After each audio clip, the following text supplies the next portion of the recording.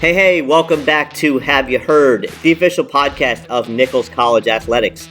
My name is Pete DeVito, and today we sit down with brand new Nichols College men's ice hockey head coach, Mike Parnell. Mike is a 2017 graduate of Nichols. He's a former captain and a conference champion.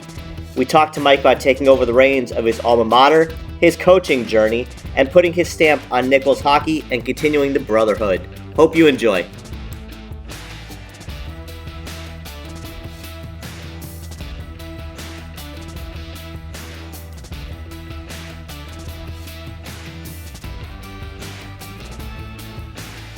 We're joined by new Nichols College men's ice hockey head coach Mike Parnell. Mike, how do you like the sound of that so far? Yeah, I think I've just really appreciated all the support. I think for me, especially for my family, it's a huge accomplishment for us. And yeah, it's been really enjoyable. I've enjoyed just being able to get back to work when you go through the process, you're just kind of in limbo. So nice to be working again. And I appreciate all the support from a lot of different people. Sure. Take us through what that call was like when you heard from Nichols College that they were offering you this position. Yeah, I was ecstatic. I think being somebody who's played here, coached here, and just really knows what it means to be a part of the school and the hockey program, it was just an honor for me to continue to be a part of it, and it means a lot to me. And I really love my experience, and I'm just honored that I get to ensure that our guys continue having a great experience while they play here and go to school.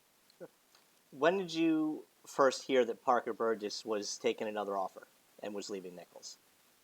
Yeah, so I was actually the day before we were all done recruiting, and he said, "Hey, take some time for yourself." And I was actually in Massachusetts, and I was on the golf course when he called me. So I went from being pretty relaxed and kind of just enjoying some time for myself, and then all of a sudden realized that there's a lot of work to do. So yeah, I was out golfing.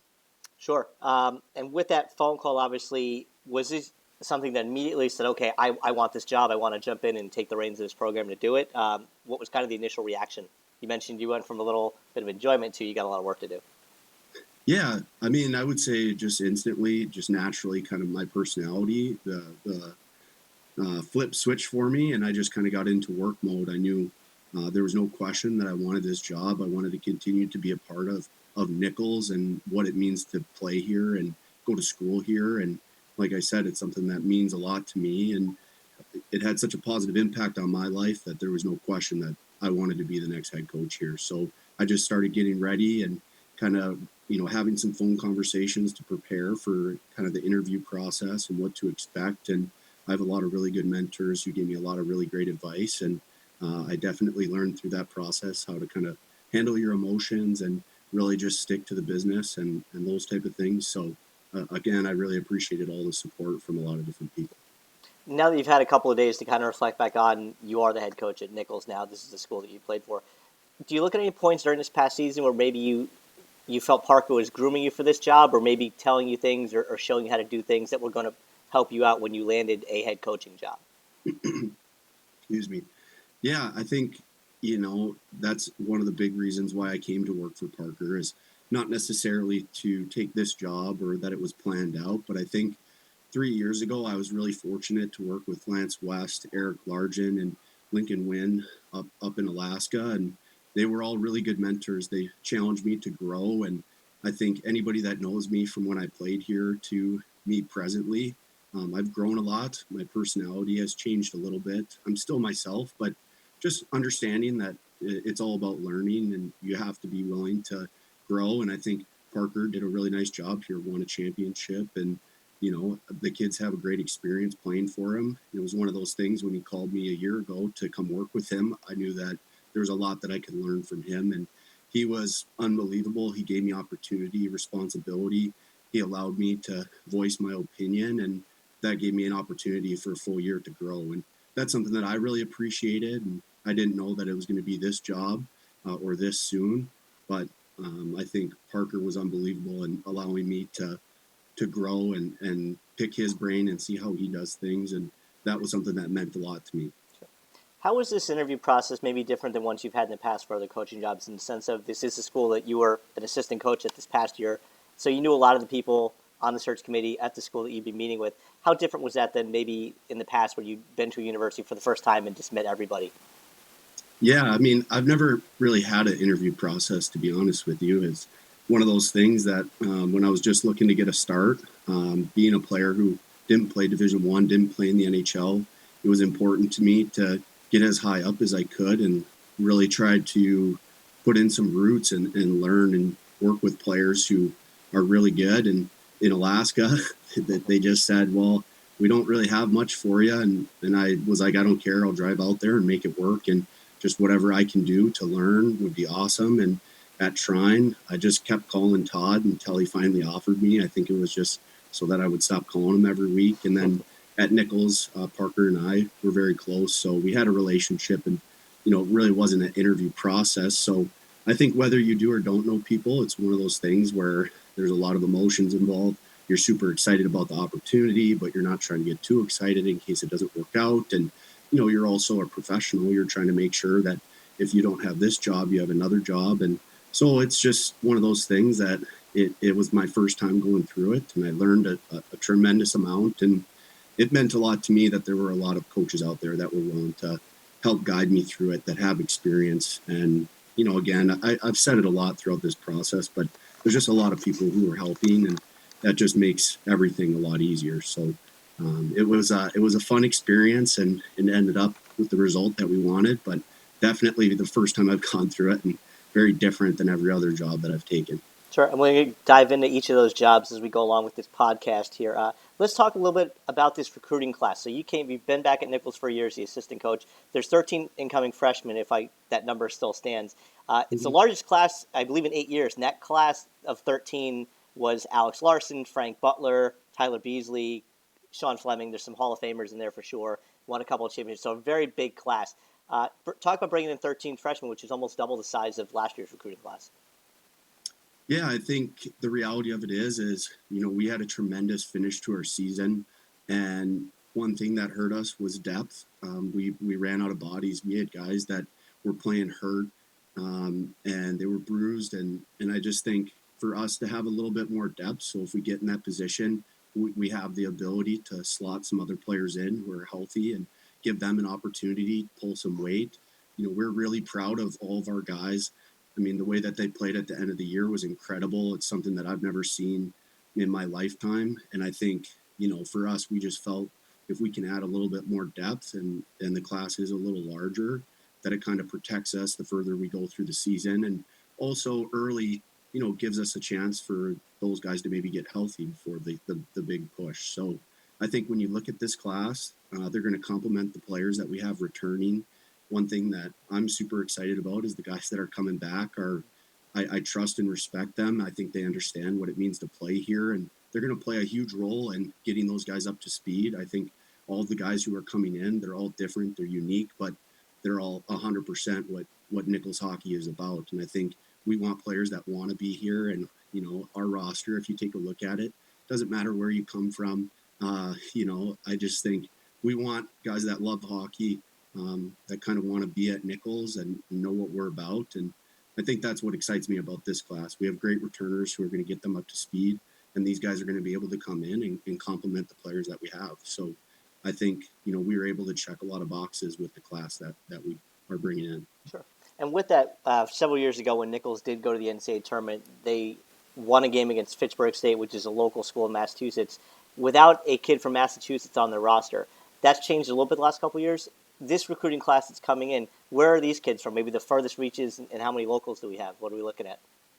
Yeah. So, I think, again, we do have some Massachusetts players on our team now. And for us, it's really not like a mass or not mass as much as it is best player available. And we don't care where we have to go to find them, as long as, we think that they're what we're kind of about. I think, if you look at this class, we have, Matthias Backstrom, who's from Sweden, or Philip Bjorkman, who's from Sweden. We also have, Tommy Bertrand, who's from Quebec. And, we have guys that are from all over. And I think that's part of the fun, though, is, when you come here, you're going to get to meet a lot of people. And that's been one huge benefit, for me being a coach now is when I go to New Jersey, I can stay with, the Brennan family who I played with here, or, if I'm going somewhere, I can reach out to those people, and I think it makes that experience. These guys, they are away from home and they spend a lot of time together, and I think that's why they have such great relationships. But yeah, our class, we have players from Florida,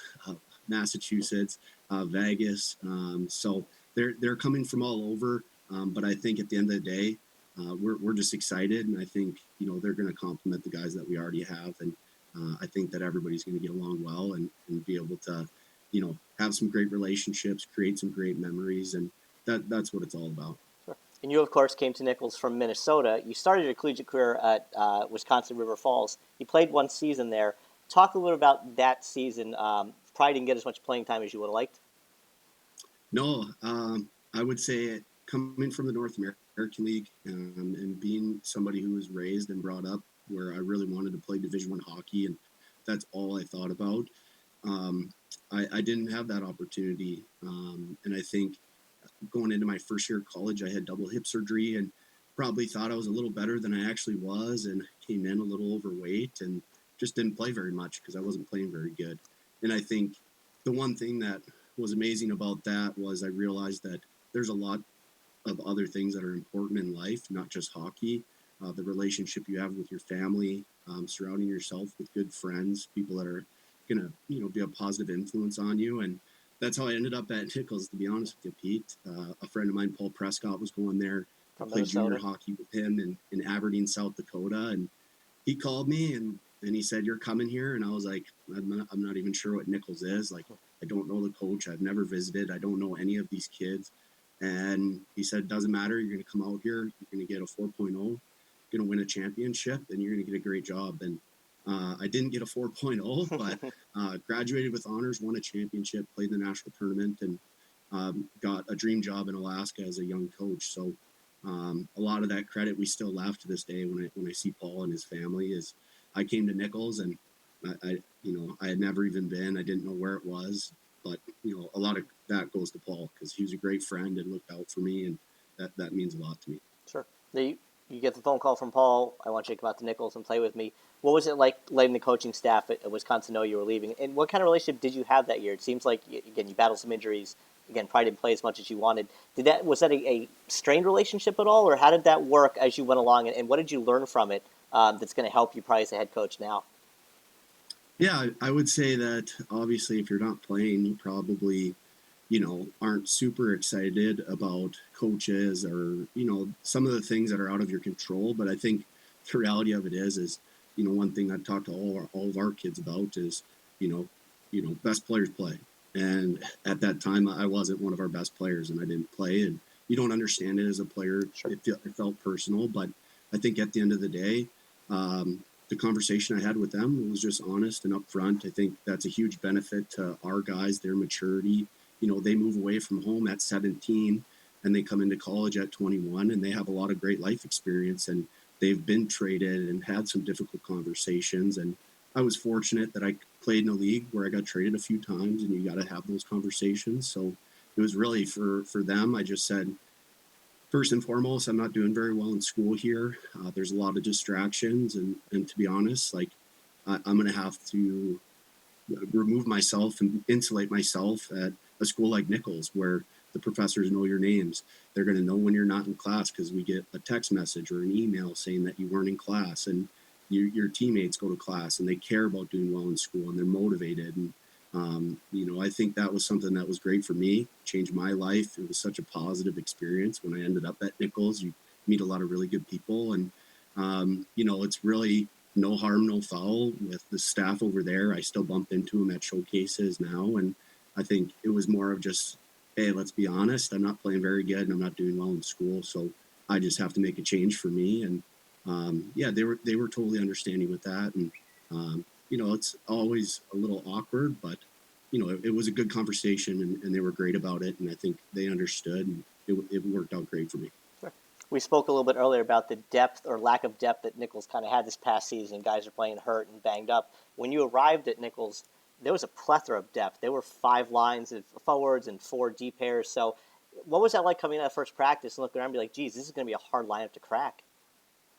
Yeah, I think one thing being from Minnesota, we get a bad rap. We're a little naive. We kind of know we know what we know and we don't what we don't. So I arrived and we had 36 kids on our team, and there were kids getting dressed in chairs and didn't have a locker. And yeah, I mean, obviously it was unique and it's a little intimidating. Like, I don't even know that Worcester is pronounced Worcester. I thought it was Worcester. I'm And with you. I made the same mistake. everybody's asking me if Yep. I'm Canadian, which if you're from Minnesota, that's a little bit of an insult. And so it was just one of those experiences that it was pretty humbling. Like, if you want to play, you have to perform. And there's a lot of kids here that want to play. So it was a humbling experience for me. It was really good. And, Paulie, he was unbelievable for me. He was a good resource and helped me out and just was there for me. And inevitably you get to meet everybody and you're like, oh, these are great people. And it was a lot of fun, but yeah, it was a little intimidating at first. And, it was a good learning lesson for me. If you want to play, you have to play well. And, we had a lot of success that year. So it was a lot of fun. Was there a moment during that season where you kind of had that, like, you finally felt accepted, or that you were going to be, a regular in the lineup each time? Because I'm sure at the first couple of weeks it would kind of in and out, in and out. Was there a moment like that for you? Well, I would say when we won a championship. I mean, I only played 16 games that year, and one of them was before Christmas because I hurt my shoulder. And then I came back in the second half. I played most of the games, but we had a lot of good defensemen, so it was kind of a battle every week as far as who was going to play. Because at that time, you play Wednesday and Saturday, so it was kind of like who's going to play on Wednesday, and then depending on how you played, are you going to get to play again Saturday? So. Um, I would say when we won a championship, it just kind of solidifies that you were playing and that you were on a team that won 21 games and that you're going to play in the national tournament and you're a champion. And I think that for me was, it was the first time I've ever won a championship, and it's a pretty special thing. You talk with the guys that you play with, and, we just have so many great memories from our time here that, I would say for me, if I had to pick a moment, that was probably it, just because it kind of solidifies everything. And to be honest, I didn't play that many games that year. I actually got in the lineup because I started a chant. The guys still do it. So some of the older guys I played with still give me a hard time about that. But Is that the Ric Flair chant? Was that you? yeah, that was it was Butler's idea, and we kind of ran with it. But yeah, it was great. So I kind of started doing that, and then it's like Swallow was in a tough spot because we kept winning, and so I squealed my way in there. But yeah, it was awesome. It was a lot of fun. I don't remember. Did you get in the lineup? Was that at Trinity in the NCAA? Was that you in the lineup there? Yep. I got to play against Trinity, so it was an awesome experience, and it's one of those things. It's hard to get there. So when you do, it's a lot of fun. And unfortunately, we lost, but it was an incredible year. 21 wins and won a championship, and some of my best friends are from that year, so it's pretty special. Now, how is this going to help you as a player? Because that season ends, you win 21 games, and Kevin Swallow, head coach, heads off to UNE to take the head coaching job, so Parker comes in. So you've been on the player side of things, having the coaching change. How is that going to help you now taking over for Parker? Yeah, I think one huge positive for me is I'm familiar with the people here. So whether it's, the administration, the athletic staff, the players, kind of the tradition and history that's already here, I'm familiar with a lot of those things. So normally when there's a new coach that comes in, you gotta learn everything right away and try to get up to speed. So it's been nice for me because I know our returning players, recruited our incoming players, and kind of know everybody at the school. So I think that's a huge positive for us, talking with our players. That puts us ahead of the game. And now we just I have a list and just working away at it. So I think that's probably the biggest thing is I'm pretty familiar with everything. So we kind of skip that, that phase where you're trying to get up to speed. Sure. Those first 2 years with Parker, your junior year and senior year, you won 17-10 your junior year, lost in the semifinals to Salve, who you had beaten the year before in the championship game. And then your senior year, you win 15 games, you lose to UNE in the semifinals, and you wore the C that year. When did you start to view yourself as a leader? Were you more, would you consider yourself a vocal leader, or, like the Mark Messiers, or the I'm just going to lead by example, the Scott Stevens type of leader? I think all the guys that play with me probably are chuckling a little bit. I can be a little abrasive and loud and those type of things. But for me, it was always just I want the guys that I played with to know that I care about them, that I would do anything for them, and that really the only thing that mattered to me is that we're all having a great experience and that we're winning. So I think, I think being an assistant captain as a junior, whether you're prepared or not, it gave me an opportunity to work with, Butler and Lisi and Beasley and kind of see what it's like being a captain and when they're seniors and being a part of those conversations. And you almost kind of get groomed a little bit. So I would say probably my junior year when I got named an assistant captain. And then once I kind of had an opportunity to be the captain, my senior year, you kind of get to do things your way. And but it wasn't very difficult. We had unbelievable leadership help, like Scotty Cathrell, Sean Swanson, a lot of other guys that won 2 championships here and were awesome. So if I had to pick, junior year was a great year because I got to see behind the curtain a little bit and just kind of see what the responsibilities are. Was it during that span of 2 years where you started to think to yourself, I might want to have a career in coaching, or was it long before that? I always thought I was going to be an accountant until I got my first accounting test back at Nichols. So I think it was going into my senior year. I just was really trying to think, where my abilities are and where do I have a network and, how would I like to make my living? And when you kind of just start combing through it, all my relationships are from hockey. I love it. And I just kind of made a decision that was the path I was going to go. I emailed every single Division I school asking if they needed a volunteer assistant coach. And then inevitably had an opportunity to go to Alaska, and that was such an amazing experience, and I learned so much, and I owe all of those guys up there a lot because they helped me grow and humbled me a little bit, which anybody that knows me knows that sometimes I can use a little bit of that. Let's talk about the road trip from Dudley to Fairbanks, Alaska, because you really can't drive much further in the U.S. from point A to point B than those 2 spots. When did you accept that job, and when did you say, you know what, I'm going to pack up my car, whatever car you had, I don't know, you can tell us, and talk about that trip? Yeah. So I was driving my dad's 2012 4-door car, and basically I took the job before I graduated. And then in July, they said that they had some youth hockey stuff going on up there, that I could come work some camps and that they would help me a little bit, earn some money. So I called my old billet dad that I lived with when I played junior hockey up there, asked Ross if I could live with him. You played And junior hockey in Alaska? I did, yeah, Interesting. twice. I got traded and then got traded back. Wow. So I played junior hockey up there. I called my old billet dad, Ross. I said, hey, can I come live with you? He was like, yeah, absolutely. And I was like, yeah, I can't pay you, though, because, I don't know how much money I'm I'm going to getting make paid in here. sweatpants and hoodies. And he was like, you know what? I loved having you get up here. So, I left Dudley, and in 4 days, just drove up there. It was awesome. Had a couple great stops along the way. I stopped and saw my parents one night.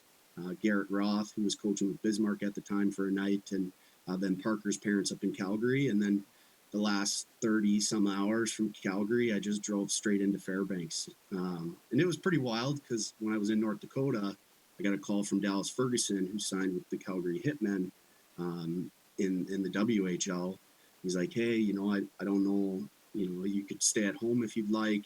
I think they're going to hire these 2 guys, but I'm not for sure. So they might want somebody else. And I just was like, well, until somebody fires me, it's my job. So Yeah. finished the drive up there. And it was an unbelievable experience, beautiful drive. If anybody has a couple weeks, that'd be a fun one to take your time with. I can't say I drove to Alaska, but I did in 2006. I believe I took a trip to Anchorage, Alaska, when I was working at a Division I school. We played a tournament out there, so I did have a little small taste of Alaska. I'd like to go back and do some more sightseeing, but it's definitely a different state atmosphere, I guess you could say, than Massachusetts for sure. Yeah, it's pretty spectacular. I don't know if I've been a lot of places. I don't know if I've been anywhere as beautiful or as intimidating or as cool as Alaska. And obviously, if you've been, you've gotten a little taste of it. And it's so many great people. I loved my time there playing junior hockey.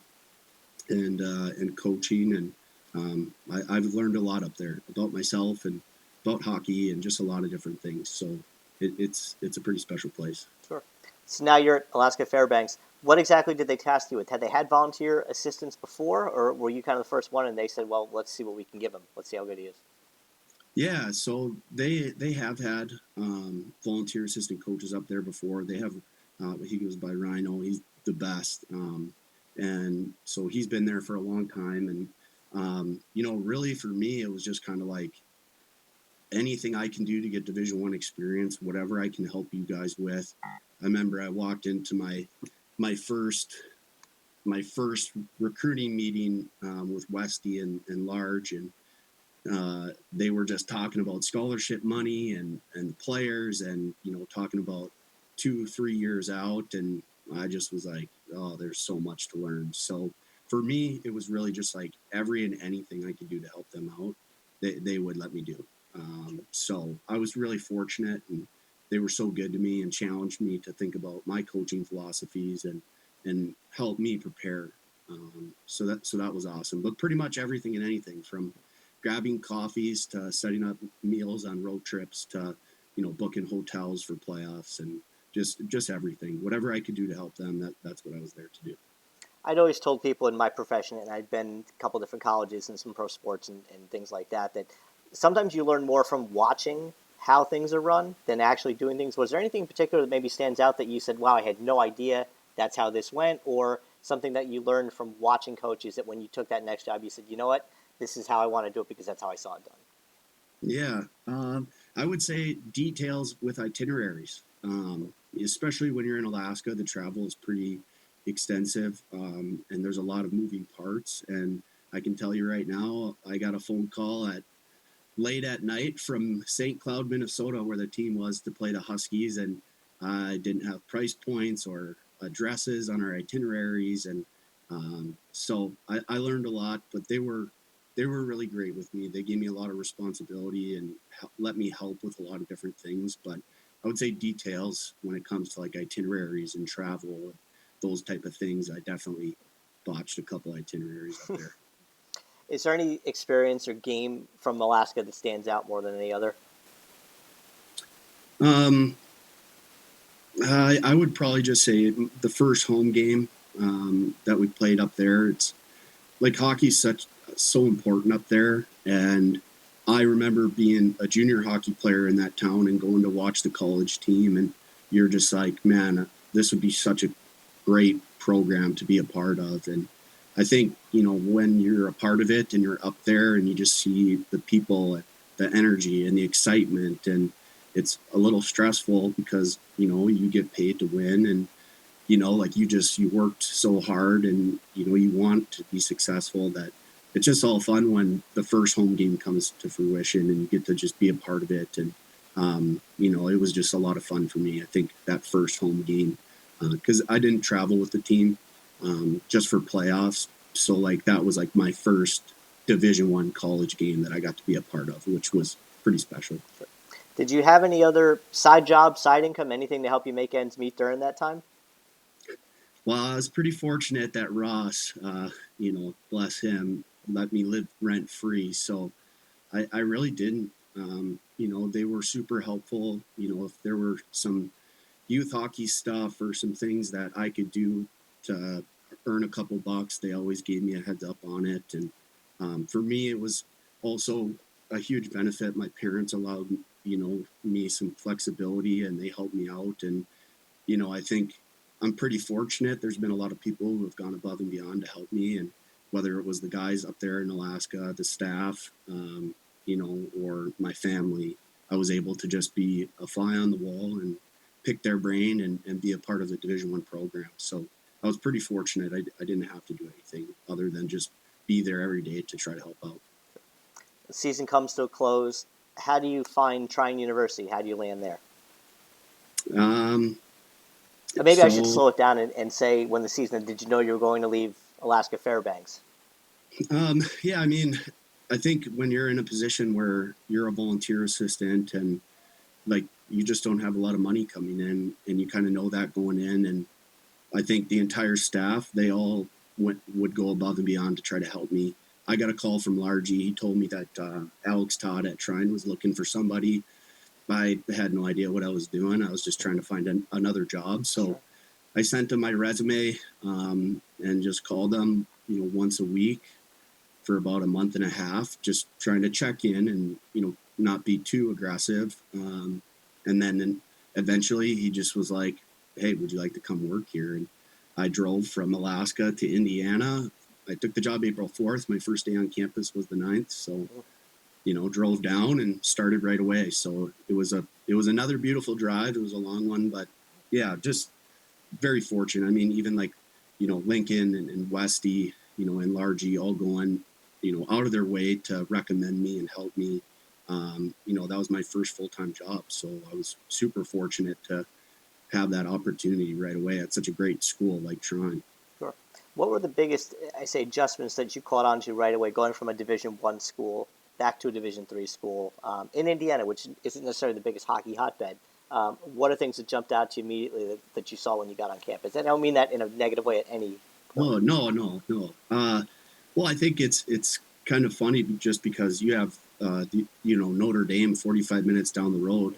And, now because you're a little bit more towards the middle of the state, everybody considers it Indiana, but yeah, I think really for me, to be honest, like the amenities that Trine had to offer, brand new rink on campus, weight room, locker room, everything was Division I there, in our recruiting budget, in our equipment budget, they spared no expenses. So in all honesty, it really wasn't any different. And I think, Todd he gave me the opportunity to come there and he gave me the responsibility to handle all of our recruiting. And I got to go out and see just about every junior league in person and meet a lot of the junior coaches and advisors. And I think it was invaluable for me. It kind of gave me a network and just exposed me to it. And I think, I learned very quickly receipts are important and, you got to be responsible.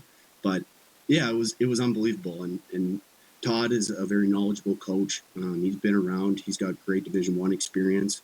So a lot of my experience is, from him as well when it comes to recruiting and coaching and those type of things. So yeah, it was awesome and it worked out great. And obviously, recruiting was a key piece for you there at Trine. You brought in a lot of their top scorers these past couple of years. Talk about recruiting in terms of how important it is, not just to connect on a hockey level, but as a person. And I look back at some of Parker's time here where Parker likes to fish, and he was able to recruit certain kids from certain areas and sell them on, hey, if you like to fish and you like this, we have that out here. How important is it to connect on a personal level with the recruits, not just on a here's my system? Yeah. Well, I'll say this. It's kind of funny because Parker brought me on board and we're talking about, recruiting and all sorts of stuff. And I was just so excited and so happy to be back. And I was just blabbing on. And he's just like, hey, like the kids won't care what we're doing if they don't know how much you care about them. And they don't care about what you know. They just want to know that you care. And that's something that I took from Parker. And I think, we changed our recruiting plan for this year kind of based on that is to get to know the kids, to be there for them, whether things are going well or bad. I think, we were recruiting players who, they have family who's sick or when coronavirus is going on that they're at risk. And, I think really for me, just trying to really focus more on building a genuine relationship with the kids more so than to just try to get their deposit. And I think that a lot of that comes from my time with Parker is the value in that. And I think a lot of the kids would talk about in their recruiting experience that they experience that with our program. How much of a difference did you notice maybe within yourself from when you were on the road recruiting at Trine to this past year at Nichols? How you had changed as a recruiter maybe a little bit, or I say improved for lack of a better term? Yeah, well, it's a never-ending improvement or process. You just get better with time. I think being at Trine, you're so excited, and it's a lot of responsibility being responsible for the recruiting. And sometimes you're gonna make some mistakes, or there's a window that's open and you missed it with a kid, or there's a kid that you really want, and there's another kid who's dying to be a part of your program, and you don't really appreciate that, and then all of a sudden you don't have either of them. So I think probably for me, it's just that kind of developing and trying to work more on like a sensitivity to the windows when the kids are going to be open and not open, and not just focus on your evaluation of them. So just trying to develop a relationship, and then hopefully you get to like a point, or you have an opportunity where you feel like the window's open and you can get them, and you do. So I think probably the biggest thing that I learned is just being a little bit more sensitive to each kid and when they're looking to make decisions and some of those things. That makes perfect sense, honestly. So now that season trying ends, when did you find out that there's going to be an opportunity to come back to Nichols? Uh, well, I'm gonna sound like I don't work very hard, Pete, because I'm talking about how I found out about Nichols and I was golfing, and now when it came to coming back to Nichols, I was actually on a family vacation in Hawaii, and I was getting ready to go scuba diving. I was petrified. My brother loves it, so and he just called me and asked if I would be interested. It was a no-brainer. It was 100%. I loved my time at Trine. I really learned a lot working with Todd, but I think, like I've said before, this program means a lot to me. I care about the kids having an unbelievable experience. And for me, it was a great opportunity to come work with another guy. Being young and not having a family, I have the flexibility to move around, and been fortunate to work with a lot of really good coaches, and was just excited and just said, hey, whatever you can do for me, obviously the best deal possible would be awesome. And then Parker really did all the dirty work and made sure that I was able to come here and be financially set and taken care of, and that I would have opportunity and responsibility. And so that's kind of how it played out. I was on vacation, actually. Sure. Well, let's talk a little bit about this past season. I don't think there's been a season in the history of college hockey like we've saw this past year. We've seen teams get in the NCAA tournament Division I as a 4 seed, make a run.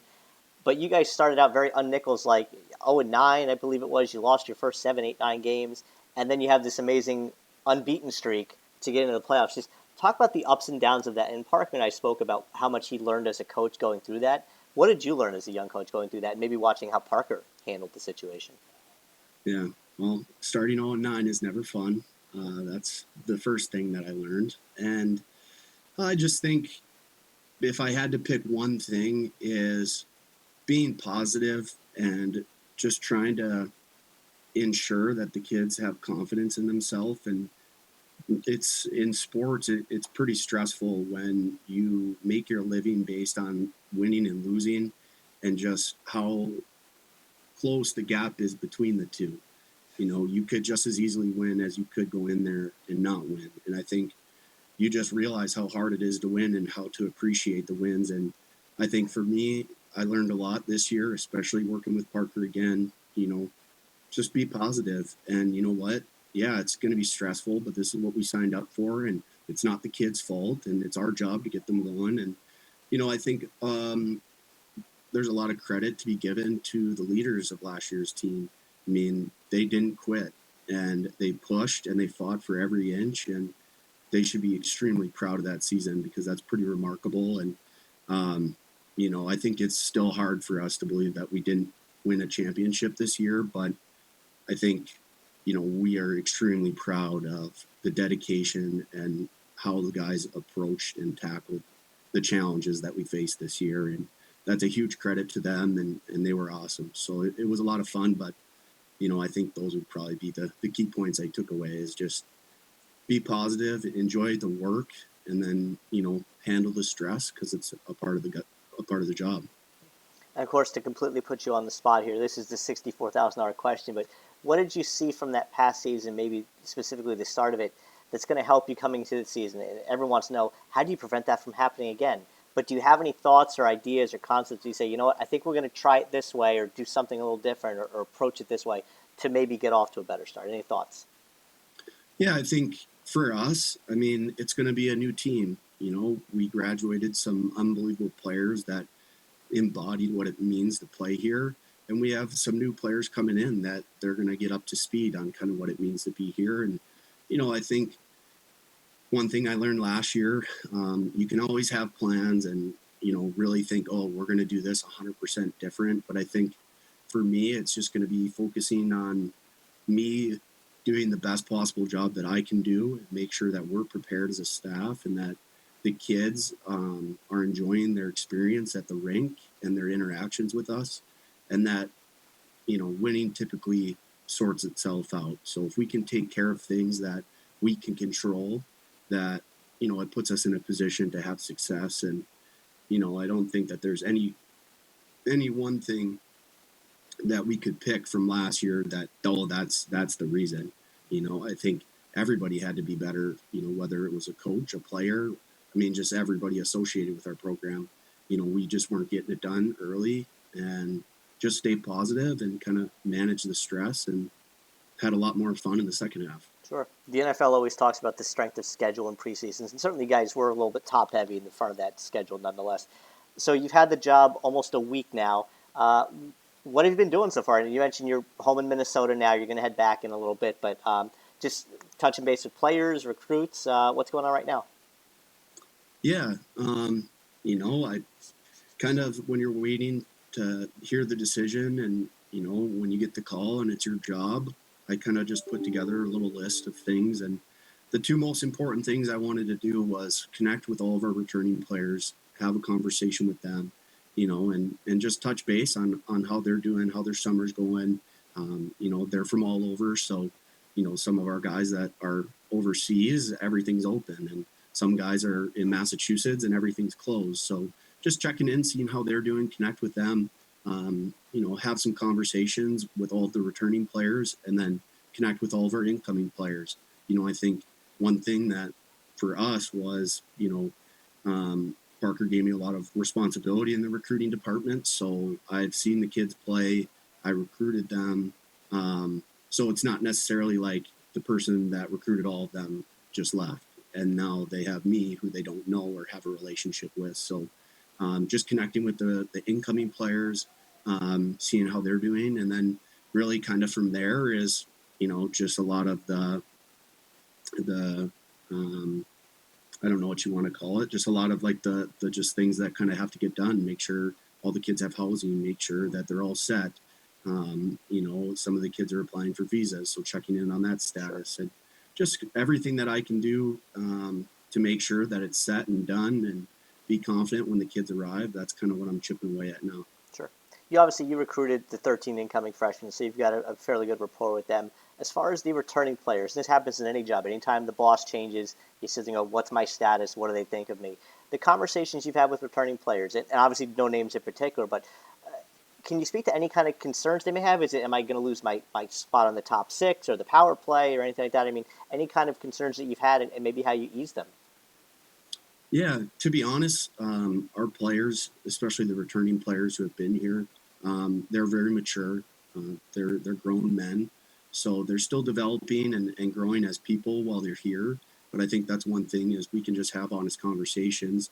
And the one thing that came up throughout my entire process is that I'll be a young head coach. And I think the one thing that I've tried to reiterate to everyone is, their trust in my ability and the decisions that we'll be making, that's just going to take time. I'll have to accumulate that trust, making good decisions, being prepared, having good relationships with them, making sure that we have positive interactions, that they enjoy their time at the rink, and just doing that every day. Then, we'll kind of develop that trust and respect. And it's no different than, if you're a player, making sure that you're going to class and doing well, and that people speak highly of you, and you're being a role model on campus, and you're working out hard, and you're doing extra work. And those are things that coaches see, and then they develop trust and respect for them as players. So it's going to be a two-way street in that regard. But I think the conversations have all been positive. We all want the same thing. We all want to win. We all want to have an awesome experience. And, I think we're all on the same page. So I would say that's probably the only thing that's kind of come up. Otherwise, it's really just kind of connecting and making sure that they're doing well, and kind of touching base with them, just because you kind of get put on hold there throughout the interview process where, you don't really have any updates for them. So, it doesn't necessarily make sense to connect with all of them all the time. Sure, makes sense. One of the biggest things within the Nichols hockey program is the brotherhood that has been developed and cultivated these last couple of years. How important is it for you to obviously to maintain that, and how do you keep that going forward with your own ideas and morals? Yeah, I think all the players I've spoken to, I mean, I can only be Michael Parnell, and I don't expect them to be anything other than themselves. And I think when they were brought here, it's because of who they are. And I don't want anybody to change. I'm not going to try to change. No, I'm going to grow and learn and make mistakes. And, I think that those are natural, whether you're a coach or you're a player. So I think really, to be honest, it's just kind of like, I mean, I played it. I've coached it now. Now I'll get an opportunity to make more decisions as I coach it. But I think one thing I've reiterated to all the players is just the returning players have a huge opportunity to ensure that all the players coming in love their experience, because for the first 6 weeks, the staff has limited interaction with them, and they're the ones that go to class together, eat lunch together, hang out together, Captain's live practice. together. Yeah. So I think at the end of the day, like when I came in, I mean, the guys that I lived with were awesome and they were good students and they helped me and they kind of gave me advice and got me up to speed. And I think that's where you develop trust and respect. And you're like, okay, these guys care about me and they want me to be successful. And so I think for me, it's just being honest with the players and let them know that they do have that opportunity and that it is a big responsibility.